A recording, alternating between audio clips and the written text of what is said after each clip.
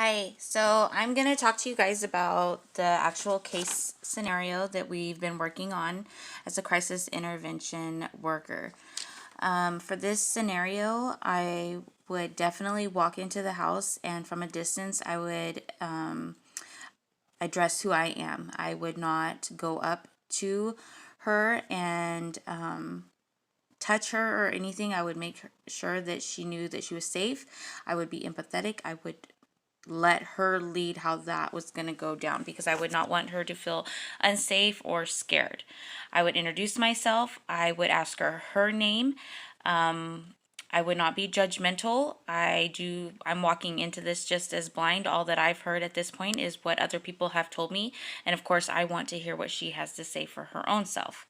I would then address her with questions and concern. I would say something along the lines of, "It sounds like you've had a horrible night. Can you tell me what led you or what led up to the events of the night?" After hoping that that is what gets her to open up, I would then come closer and offer her the support that she's looking for that moment. I would then just be like, "Hey, it sounds like you've been through a lot tonight, and I'm so sorry that you've had to go through these things. I want you to know that I'm here to help, and I want to guide you and support you as long as you're willing to let me do that. Is there anybody that we can call who can be support for the rest of the evening kind of thing? Is there a family or close friend? There's some decisions that we need to work through tonight." This would be where I give her choices. And I would probably do some sort of assessment to see if she's at risk for hurting herself.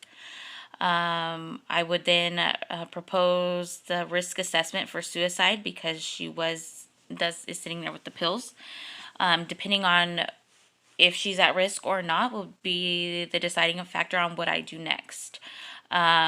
Basically, I would tell her she has three options. I can drive her to the hospital and we can get her assessed there, make sure she's okay.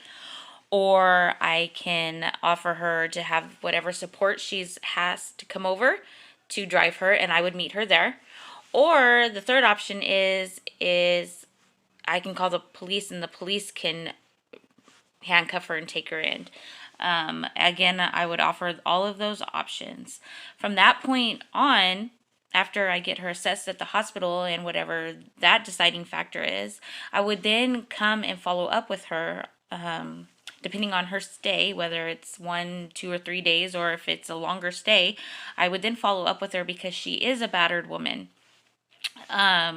For I would find her a safe place to stay. So I know that in my town, there's Marjorie Mason Center, or there's other places for women to stay that are anonymous. You don't know where they're at. I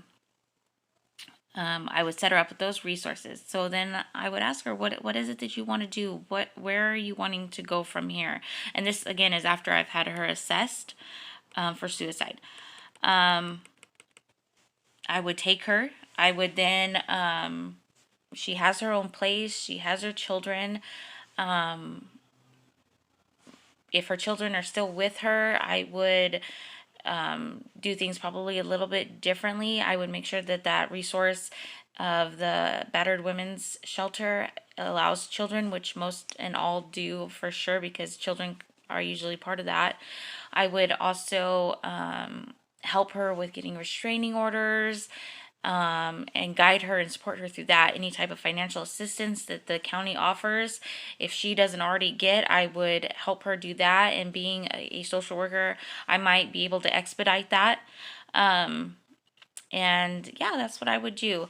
I would guide her and support her for that short amount of time to stabilize her and until she gets the proper care for somebody who can work with her long term.